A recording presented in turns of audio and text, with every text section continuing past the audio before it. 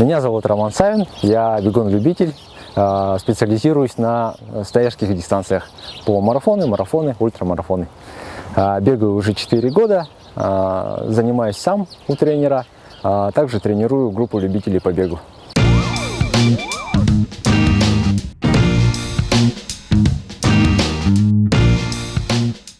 Желательно в такое время не начинать, потому что нужно организм постепенно приготавливать, во-первых, к физическим нагрузкам, плюс к температурному режиму.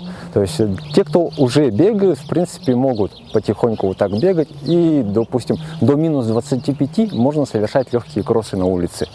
А если вы не готовы, то желательно, конечно, занимайтесь в помещении, в манежах, которые, к сожалению, в данное время пока закрыты. Вот. А так, да, если вы хотите бегать зимой, то нужно постепенно увеличивать температурный режим. То есть начинаем вот минус 5, минус 10, ну и до минус 25, как я уже сказал.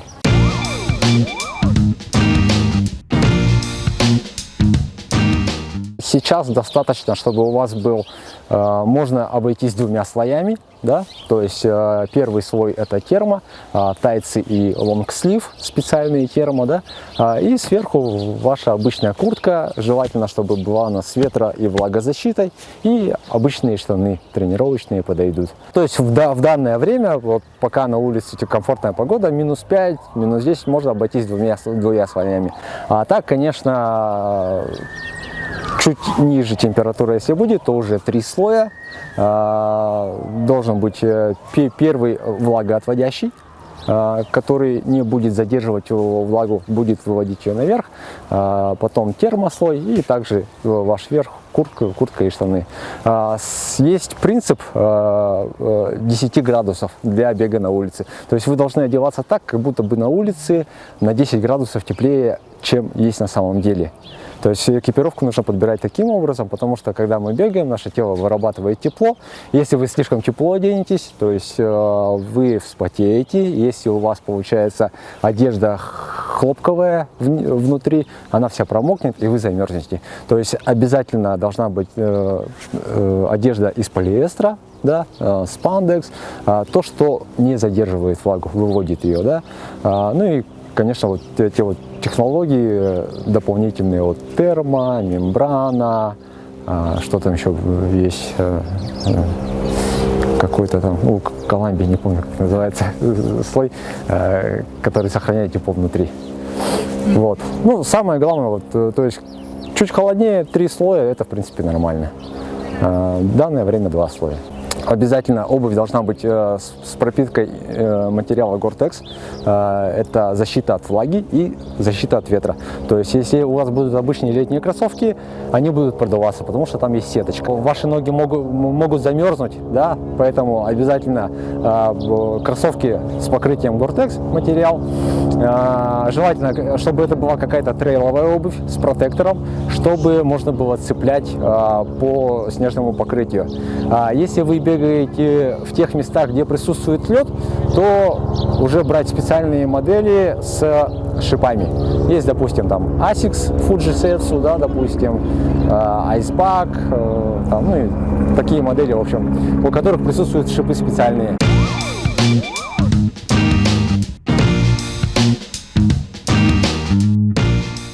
Ну, во-первых, вам нужно начать ходить.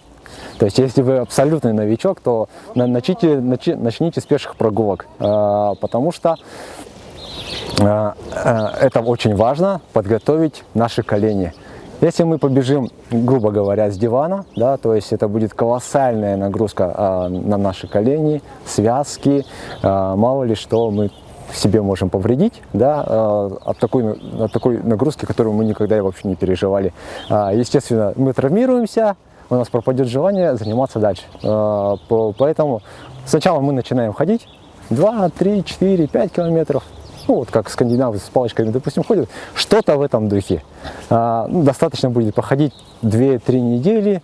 Такие пешие прогулки, постепенно можно будет переходить уже на бег. То есть бегать те же самые 2, 3, 4, 5 километра и начинать бегать. Плюс надо будет делать общее развивающие упражнения для того, чтобы укреплять наши связки, суставы, то есть приседания, отжимания, пресс, растяжки. Вот это все необходимо. То есть для того, чтобы не просто бегать, а для того, чтобы ваше тело могло переносить эти самые нагрузки без вреда для организма.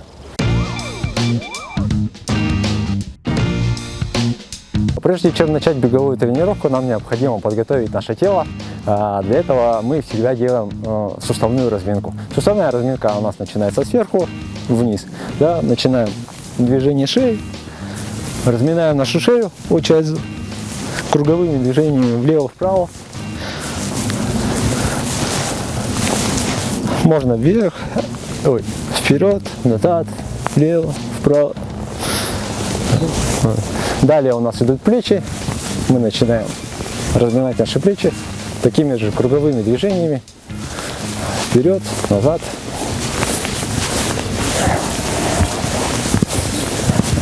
Далее добавляем руки.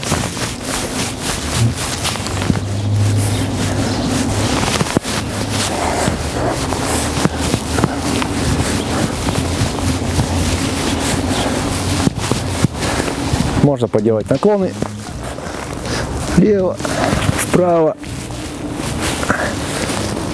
Полностью показываю. Ага. Далее у нас круговые движения корпусом идут.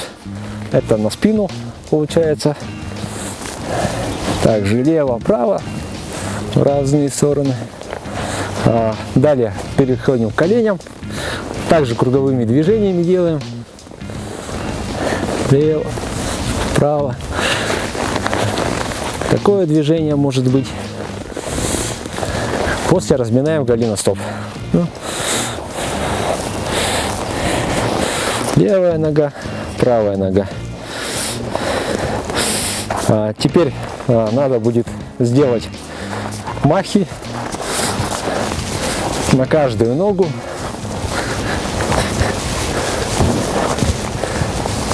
Хоп.